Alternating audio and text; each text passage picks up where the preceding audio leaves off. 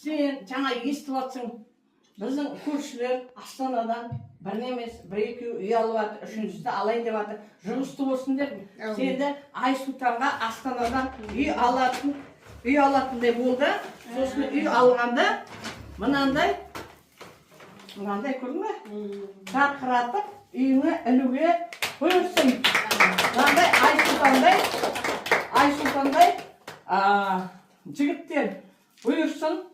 Қалай болмасын бұйырсын, денсаулығы болып кетіп, сосын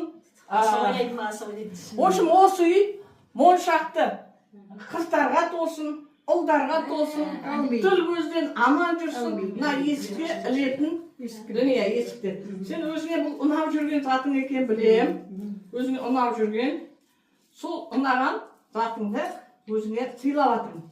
Бұны бір шетіне бұны жасаған мастер менің қызым. Шетінде менің де подаркам бар есептеп, оның да мына жерде үлесі бар. Сізге деген подарка, сізге деген ниеті. Сізді жақсы көреміз бәріміз. Сол семьямызбен жақсы көргендіктен, сосын бір ерекшелеу, 76-тан естелік қалсын деп, осындай сыйлап жатырмыз. Астанаға үй алғандарға да бұйырсын.